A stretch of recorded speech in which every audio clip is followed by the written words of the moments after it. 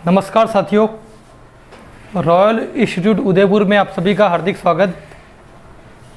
ICR, jet, AAO, LSO, AFO, supervisor, pre PG जैसे कई competition exams में अपना परचम लहराने के बाद अब रॉयल इंस्टीट्यूट कदम रखने जा रहा है FSO के एग्ज़ाम के लिए।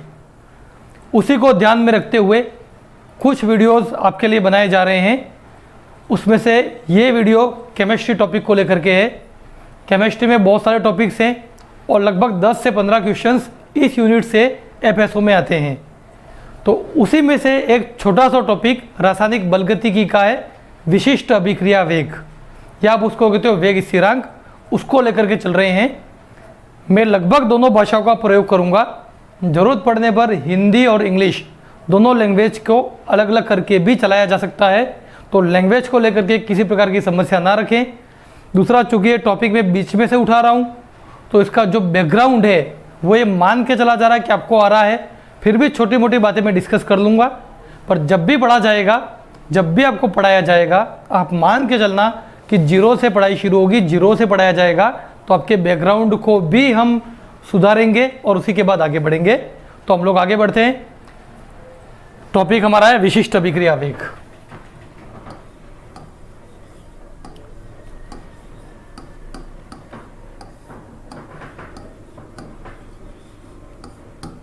विशिष्ट अभिक्रिया वेग, इसी का एक और नाम है वेग स्थिरांक। सबसे पहली बात तो यह है कि कई लोग कंफ्यूज हो जाते हैं, क्या स्थिरांक लिखा है तो वेग स्थिरांक अलग चीज़ है और विशिष्ट अभिक्रिया वेग कोई अलग ही बला है।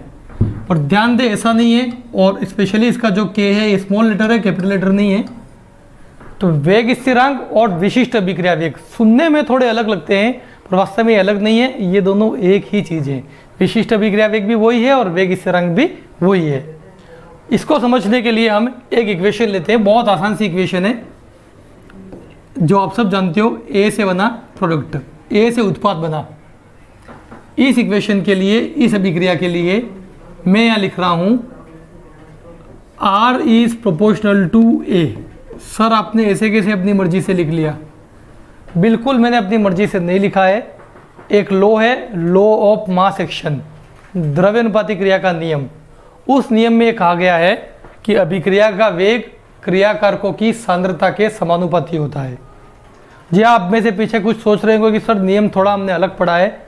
100% गुलबर्ग और वाघे ने कहा था कि अभिक्रिया का वेग क्रियाकारकों के सक्रिय द्रव्यमान के समानुपाती होता है। उसी की जो इजी फॉर्म है वो मैं बोल रहा हूँ, और वो है क्रियाकारकों का वेग, अभिक्रिया का वेग क्रियाकारकों की सांद्रता के समानुपाती होता है। तो उसी को ध्यान में रख के हमने लिखा अभिक्रिया का वेग R समानुपाती है ये क्रियाकारक, और ध्यान दे ब्रैकेट यहाँ दिखाता है सांद्रता को। अभिक्रिया का वेग क्रियाकारक की सांद्रता के समानुपाती है। दूसरे तरीके से भी आप देख सकते हो कि जितने क्रियाकारक ज़्यादा बढ़ाओगे उतना वेग बढ़ेगा। एक सिंपल सा एग्जाम्पल समझने की दृष्टि से लिया जाए तो हम ये कह सकते हैं कि मान लो कहीं पर आग लग रही है, तो जितनी लकड़ी आप डालोगे उसका वेग उतना बढ़ता जाएगा। तो यही चीज़ हम कह रहे हैं कि लकड़ियाँ यहाँ क्रियाकारक है और आग का जो जलना है या जो राख बन रही है ये हमारे उत्पाद की तरह है। तो जितना आप लकड़ी ऐड कर रहे हो आग उतनी ज़्यादा जल रही है, तेज़ी से जल रही है। तो वही बात मैं यहाँ कह रहा हूँ कि जितने क्रियाकारक ज़्यादा होंगे उतना अभिक्रिया का वेग ज़्यादा होगा। ध्यान देना, वो एग्जाम्पल मैंने केवल समझने की दृष्टि से दिया था। तो यहाँ पर हमारा क्रियाकारक A है, तो हमने द्रव्यानुपाती क्रिया का नियम लगाया और कहा कि R समानुपाती A की सांद्रता के, rate of reaction is directly proportional to the concentration of reactants. अब हम इक्वल लाएंगे। आपने सबने कहीं ना कहीं पढ़ा होगा, जब भी समानुपाती की जगह बराबर लाना है तो हम स्थिरांक लगाते हैं और यह स्थिरांक लगेगा K। तो जब भी समानुपाती की जगह बराबर लाना स्थिरांक लगाते हैं, स्थिरांक लगेगा K। ये जो समीकरण बनी बेटा, इस समीकरण को कहते हैं वेग समीकरण। इसी का एक और नाम है वेग नियम। वेग समीकरण, वेग नियम क्या होता है इसकी चर्चा हम एक अलग से टॉपिक में करेंगे।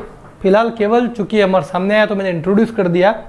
अभी हमारा जो एम है वो स्पेसिफिक रिएक्शन रेट, विशिष्ट अभिक्रिया वेग को परिभाषित करना है, वेग स्थिरांक या रेट कांस्टेंट को बताना है।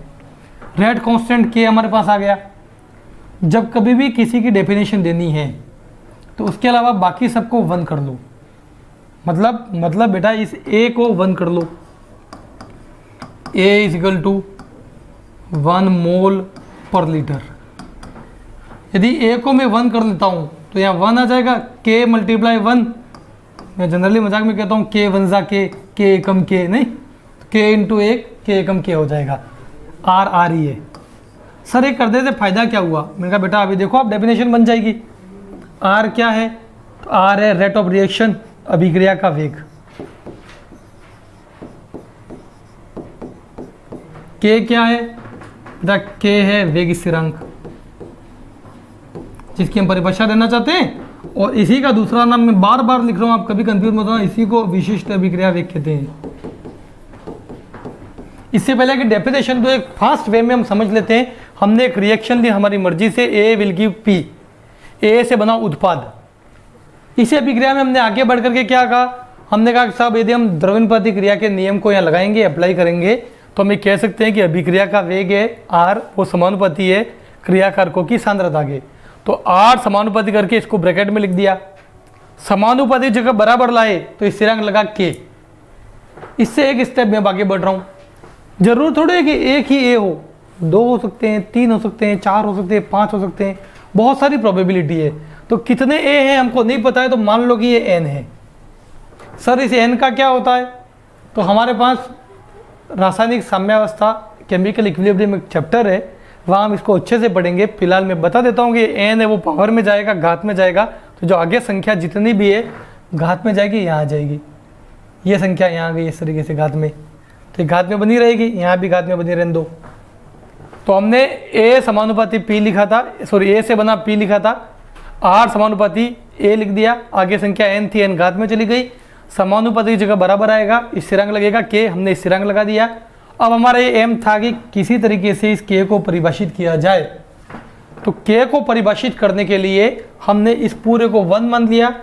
हमेशा आप ऐसा कर सकते हो, जब भी किसी को परिभाषित करना है तो उसके अलावा बाकी जो वैल्यूज़ हैं उसको 1 मान करके कर सकते हो। तो इस पूरे को मैंने 1 मोल पर लीटर, 1 मोल प्रति लीटर माना। ऐसा मानते ये 1 हो गया तो के इंटू 1 हो गया के, आर बराबर के। तो आप लोगों के सर वेग स्थिरांक तो अभिक्रिया वेग के बराबर हो गया। उनका बिल्कुल बेटा, कब हुआ? तब हुआ जब इसको, ये कौन है? ये है क्रियाकारक की सांद्रता। सर जब क्रियाकारकों की सांद्रता को 1 मोल प्रति लीटर लिया, तो हम लोगों ने कहा कि इसका मतलब वेग स्थिरांक उस अभिक्रिया वेग के बराबर है जब क्रियाकारकों की सांद्रता 1 मोल प्रति लीटर हो। फिर से सुनना, वेग स्थिरांक उस अभिक्रिया वेग के बराबर है। मैं कुछ अपने मन से नहीं कह रहा हूँ, जो लिखा हुआ है उसी को आपके सामने पेश कर रहा हूँ। ध्यान से देखना, ये वेग स्थिरांक है, ये अभिक्रिया का वेग है, दोनों बराबर है। तो मैं कह रहा हूँ वेग स्थिरांक या विशिष्ट अभिक्रिया वेग उस अभिक्रिया वेग के बराबर है। कब? जब, ये कौन है? जब क्रियाकारकों की सांद्रता 1 मोल प्रति लीटर हो। कभी कभी इस 1 मोल को इकाई भी लिखा जाता है। तो आशा करता हूँ आपको मेरी बात समझ में आई होगी। तो आप चाहो तो डेफिनेशन लिख लो, मैं लिखवाता हूँ। अभिक्रिया का वेग या विशिष्ट अभिक्रिया वेग, सॉरी विशिष्ट अभिक्रिया वेग या वेग स्थिरांक, विशिष्ट अभिक्रिया वेग या वेग स्थिरांक उस अभिक्रिया वेग के बराबर होता है जब क्रियाकारकों की सांद्रता 1 मोल प्रति लीटर या इकाई हो। तो अब हम समझ गए क्या बला है, क्या चीज़ है वेग स्थिरांक या विशिष्ट अभिक्रिया वेग। तो चूंकि इसको आप समझ चुके हो, तो हम इसी को आगे बढ़ाते हैं और अब जाते हैं इसकी यूनिट की तरफ, इसकी इकाई की तरफ। तो इस समीकरण को मैं वापस से डेवलप करूंगा, आपकी प्रैक्टिस हो जाए। हमने कहा था सर ए से बना पी, सर आर प्रोपोर्शनल है ए के, सर प्रोपोर्शनल की जगह इक्वल लाना है। तो आपने अभी अभी बताया था कि कांस्टेंट स्थिरांक लगाओगे। मैंने कहा बेटा मैंने ये भी बताया था कि आगे यदि कोई नंबर है वो नंबर पावर में जाएगा, तो ये नंबर पावर में आ गया। के इक्वल टू क्या होगा सर? मैंने कहा के की डेफिनेशन, के की यूनिट चाहिए। हम क्या पढ़ रहे हैं? पढ़ रहे हैं यूनिट ऑफ के की इकाई पढ़ रहे हैं, नहीं। और के की यदि इकाई चाहिए तो फॉर्मूला भी के का ही चाहिएगा।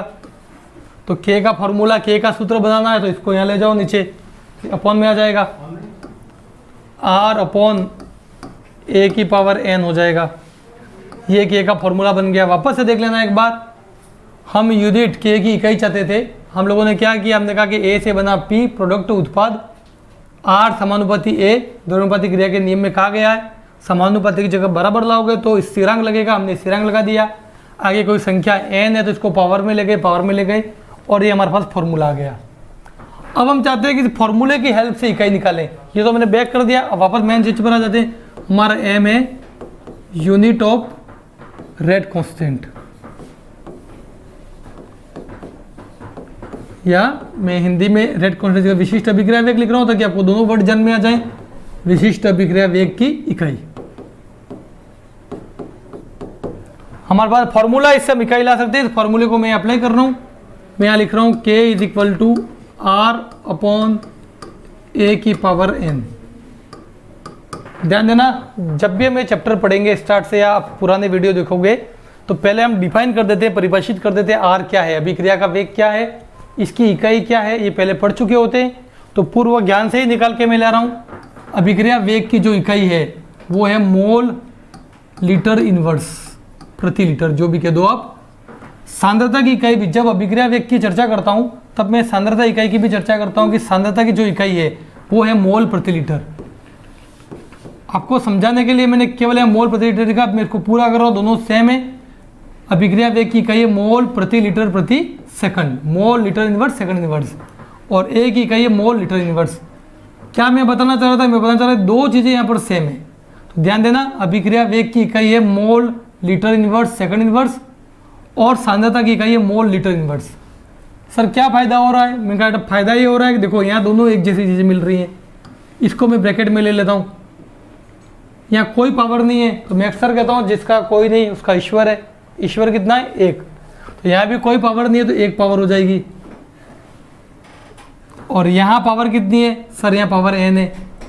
जब भी कोई चीज़ हर से अंश में जाती है तो उसके घात का जो चिन्ह है वो बदल जाता है। तो यही काम हम लोग यहाँ भी करेंगे। ये आपका मोल लीटर इनवर्स, इसकी घात एक, देखो ये जैसा है वैसा का वैसा मैं लिख रहा हूँ सेकंड इनवर्स। जब ये नीचे से ऊपर जाएगा तो इसकी घात प्लस n है माइनस n हो जाएगी, तो यहाँ मैं लिख रहा हूँ माइनस n। ठीक है, तो कुछ चीज़ें मैं बाद में लिखता हूँ ताकि आप समझ पाओ कहाँ से कहाँ गया।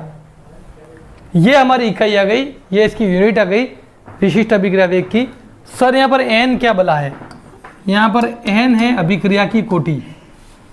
जब भी हम ये टॉपिक पढ़ेंगे इसके जस्ट बाद अभिक्रिया की कोटि के बारे में पढ़ेंगे। इंग्लिश में इसको लिखा जाता है ऑर्डर ऑफ रिएक्शन, अभिक्रिया की कोटि। तो ये जो अभिक्रिया की कोटि है n है, क्या होती है अलग से हम पढ़ेंगे, फिलहाल शॉर्ट में समझ लो। अभिक्रिया की कोटि शून्य कोटि, प्रथम कोटि, द्वितीय कोटि, तृतीय कोटि हो सकती है। Zero order, first order, second order, third order. Zero order है तो n जीरो हो जाएगा। फर्स्ट ऑर्डर है या प्रथम कोटि है तो n = 1 हो जाएगा। सेकंड ऑर्डर है तो n 2 हो जाएगा। थर्ड ऑर्डर है तो n 3 हो जाएगा। तो बहुत आसान सी बात है, उसी को मद्देनजर रखते हुए हम आगे बढ़ते हैं। अब हम एक एक एग्जाम्पल करते हैं यहाँ पर सेट। एग्जाम्पल नंबर 1 में ले रहा हूँ जीरो ऑर्डर। जीरो ऑर्डर के लिए n = कितना होगा? 0 हो जाएगा। जितनी बार भी हम पढ़ेंगे हम फॉर्मूले को लिखेंगे। k की यूनिट है मोल litre inverse power 1 - n second inverse. k = n की वैल्यू 0 है, 0 वैल्यू रख देते हैं। मोल litre inverse 1 - 0 second inverse. k = 1 - 0 1 ही रहेगा। मोल लीटर इनवर्स 1 सेकंड इनवर्स। 1 लिखो मत लिखो फर्क नहीं पड़ता है। तो फाइनली जीरो ऑर्डर के लिए आ गया मोल लीटर इनवर्स सेकंड इनवर्स। यहाँ ये ध्यान देने वाली बात है कि सेकंड टाइम को, समय को दिखा रहा है। समय की और भी बहुत सारी इकाइयाँ हैं, तो यहाँ ये भी लिख सकते थे हम लोग मोल लीटर इनवर्स। हो सकता है मिनट में समय दिया हो तो मिनट इनवर्स आ जाएगा, घंटे में दे रखा है तो आर इनवर्स घंटा इनवर्स आ जाएगा। नहीं, तो समय की इकाई बदलती रह सकती है। तो जो भी इकाई हो समय का इन्वर्स होगा, ये हम लोग समझे यहाँ पर। तो हमको इतना समझ में आ गया है कि k के अंदर सांद्रता और समय दो चीज़ें हैं। तो जीरो ऑर्डर के लिए के की इकाई क्या है? तो के की इकाई है सांद्रता और समय का इनवर्स। इस बात को ध्यान रखना, सांद्रता मोल प्रति लीटर में लेते हैं इसलिए लिख रखा है। पुराने पेपर में इसी तरह का एफएसओ लेवल का ही एक पेपर हुआ था जिसमें एक क्वेश्चन दिया गया था कि कौन सा ऑर्डर है या कौन सी कोटि है जिसके लिए के की इकाई अभिक्रिया वेग की इकाई के समान है। कौन सी कोटि की अभिक्रिया के लिए के की इकाई अभिक्रिया वेग की इकाई के समान है? मैंने अभी भी कहा था कि अभिक्रिया वेग आर की जो इकाई है वो है मोल लीटर इनवर्स सेकंड इनवर्स, और यहाँ आप देखोगे कि यहाँ के की इकाई भी यही है। तो आप ये कह सकते हो कि जीरो ऑर्डर के लिए जो अभिक्रिया वेग की इकाई है वो ही वेग स्थिरांक या विशिष्ट अभिक्रिया वेग की इकाई है। इसके लिए दोनों सेम है, और ये हम जब पढ़ेंगे तब समझेंगे, क्योंकि r is equal to zero order के लिए r इजिकल टू के ही होता है। आशा करता हूँ आपको ये पॉइंट समझ में आया होगा। हम लोग नेक्स्ट एग्जाम्पल लेते हैं, जीरो ऑर्डर का था। मैं एग्जाम्पल नंबर 2 ले रहा हूँ, फर्स्ट ऑर्डर।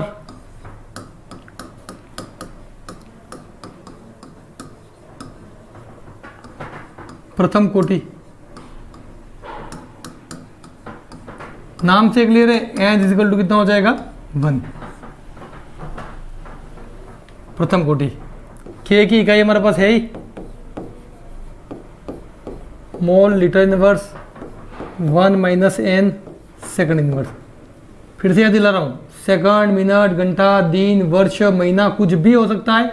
फिलहाल हम चूंकि किसी एक को सॉल्व करना है तो सेकंड लेके चल रहे हैं। जो हमारे पास 4 ऑप्शन में अवेलेबल होगा वो यूज में ले लेंगे। एन इक्वल टू 1 है, मोल litre inverse 1 minus 1 second inverse. 1 minus 1 sir 0 होता है, 0 सेकंड इनवर्स। आपको ध्यान होगा, पर फिर भी मैं बताऊंगा, किसी की भी पावर 0 है तो उसका आंसर आएगा 1। क्या कहा सर? मैंने कहा बेटा 10 की पावर 0 1, 25 की पावर 0 1, मोल लीटर इनवर्स की पावर 0 सर 1 ही आएगा। ये पूरा 1 हो गया तो पीछे क्या बचा? Second inverse. या आप इसको कह सकते हो समय इनवर्स, कह सकते हैं। ध्यान देना, सेकंड इनवर्स, मिनट इनवर्स, घंटा इनवर्स, दिन इनवर्स, वर्ष इनवर्स, सप्ताह इनवर्स, कुछ भी हो सकता है जैसा दे रखा है। और यहाँ से एक और अच्छा प्रश्न बनता है हमारे पास। ये क्वेश्चन तो है ही कि प्रथम कोटि के लिए अभिक्रिया वेग स्थिरांक की इकाई क्या है, पर यह क्वेश्चन भी बनता है कि निम्न में से किस कोटि की इकाई में सांद्रता का पद सम्मिलित नहीं है। निम्न में से किस कोटि की इकाई में सांद्रता का पद सम्मिलित नहीं है। तो आगे जाके जब हम सॉल्व करेंगे आप देखोगे, zero order, second order, third order, शून्य कोटि, द्वितीय कोटि, प्रथम कोटि, सभी में कहीं ना कहीं सांद्रता आएगी। पर यहाँ पर सांद्रता है ही नहीं, इसकी इकाई में कहीं सांद्रता नहीं है, इसकी इकाई में केवल समय है। तो ऐसा भी पूछा जा सकता है कि प्रथम कोटि अभिक्रिया की इकाई में, प्रथम कोटि अभिक्रिया की इकाई में सम्मिलित है सांद्रता, समय, सांद्रता और समय दोनों में से कोई नहीं। तो सही उत्तर है केवल समय। ठीक है बात? तो चीज़ें छोटी हैं पर इनको कैसे पूछा जाए वो इम्पोर्टेंट है, उसी की हम चर्चा कर रहे हैं। हम आते हैं तीसरे नंबर पर। हमको प्रैक्टिस करनी है द्वितीय कोटि की, सेकंड ऑर्डर। सर द्वितीय कोटि के लिए एन इजिकल टू कितना होगा? तुम ही बताओ। 2 होना चाहिए। K equal to mole litre inverse power 1 minus n second inverse. ध्यान देना, भले आपको फॉर्मूला लर्न हो गया है तो भी जितनी बार सॉल्व करो, एटलीस्ट जब तक मैं लिखवाता रहा हूँ तब तक बार बार फॉर्मूला लिखना, ताकि वो माइंड में ऐसा फिट हो जाए कि आप उसको कभी भी नहीं भूलो, उसमें कोई करेक्शन करने की ज़रूरत नहीं पड़े। तो मैं भी यही संदेश देने के लिए बार बार लिख रहा हूँ। एन की वैल्यू 2 है, के मोल litre inverse 1 minus 2 second inverse. 1 minus 2 कितना बचेगा? बिल्कुल सही पकड़े हो, -1 सेकंड इनवर्स। मैंने कहा था जिसका कोई नहीं उसका ईश्वर, ईश्वर एक है। यहाँ भी कोई घात नहीं है तो एक घात है। आपको पता होगा घातों का हमेशा गुणा होता है, तो यहाँ भी हम लोग गुणा करेंगे। 1 इंटू 1 1 हो जाएगा, प्लस माइनस माइनस हो जाएगा। Litre 1 into 1 1, minus minus plus, ध्यान देना मैं घातों का गुणा कर रहा हूँ, ये एक और एक हो गया, प्लस माइनस माइनस हो गया, एक इंटू एक minus minus plus second inverse तरीके से लिखा जाए तो हम सबको पता है कि कभी भी +1 घात को लिखा नहीं जाता है, तो ये ऐसा लिखा जाएगा। पर एग्जाम में हो सकता है आपके पास ऐसा भी लिखा हुआ आ जाए, litre mole inverse second inverse. Sir ऐसा क्यों लिखते हैं? तो मैं जनरली मजाक में कहता हूँ कि रुपारा दिखता है। रुपारा केमिस्ट्री में जाओगे सिमेट्रिक, सिमेट्री प्लस यहाँ आ गया, माइनस माइनस वाले एक साथ आ गए, बोलने में ठीक है ना, लीटर पर मोल पर सेकंड, लीटर प्रति मोल प्रति सेकंड, तो ये ज़्यादा ठीक रहता है। तो ऐसा ऑप्शन ऐसा कैसा भी आ सकता है।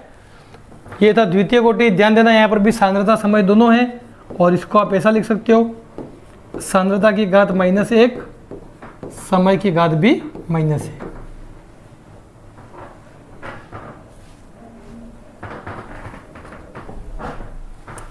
थर्ड नंबर पे हम प्रयास करते हैं तृतीय कोटि के लिए।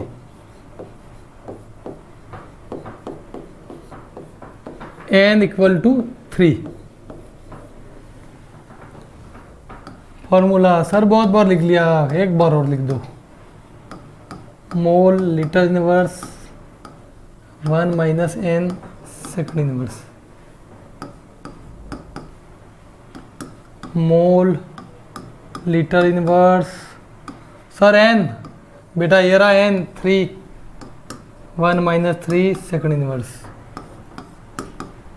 1 - 3 इजी गणित है, -2 आ जाएगा सेकंड इनवर्स।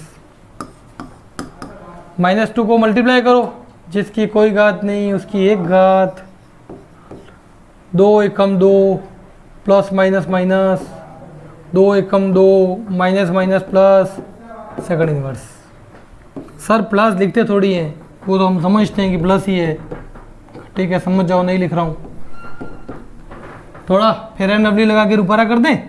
हाँ फेयर एंड लवली नहीं लगाना, बस सिमेट्रिक करोगे तो वैसे ही रुपारा हो जाएगा। इसको इधर लिख रहा हूँ मैं, litre square mole -2 second inverse. सांद्रता वाले पद पे भी बताऊं, ठीक है देख लो। सांद्रता की घात -2, समय की घात -1। समझ गए होंगे कि प्रथम कोटि अभिक्रिया ही ऐसी है जिसमें सांद्रता का पद नहीं आ रहा है, बाकी सब में आ रहा है। नॉर्मली पेपर सेट होता तो ठीक है, बाकी थोड़ा इसमें ऊपर नीचे करके भी दे सकते हैं। सर क्या ऊपर नीचे करेंगे? बेटा आधी कोटि की पूछ ली तो क्या करोगे?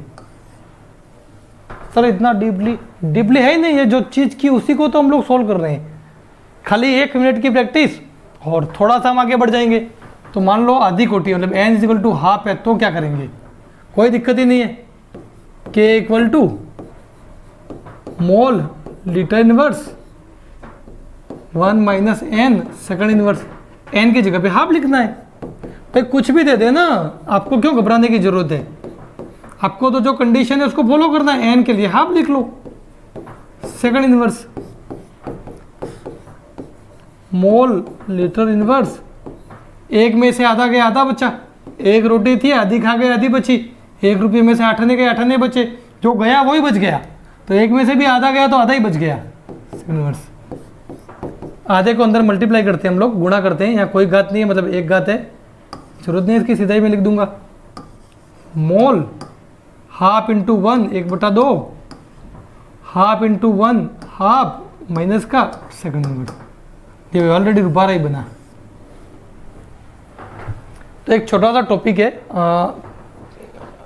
मैंने इस पर चर्चा कर ली थोड़ी बहुत, इस पर और भी बातें की जा सकती हैं। वेग नियम की बात कर सकते हैं, यदि गैसीय अभिक्रियाएं हो तो ये इकाई किस तरीके से होगी इसकी बात कर सकते हैं।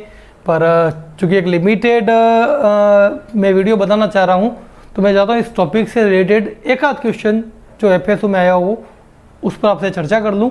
तो उसी वजह से मैं एक क्वेश्चन यहाँ ला रहा हूँ। FSO 2019 का क्वेश्चन है, बहुत आसान सा क्वेश्चन पूछा गया था। ये पूछा गया था कि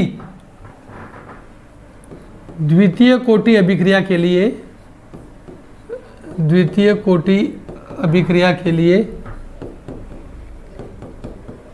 विशिष्ट अभिक्रिया वेग की इकाई क्या है? विशिष्ट अभिक्रिया वेग की इकाई क्या है? इकाई है 4 ऑप्शन थे।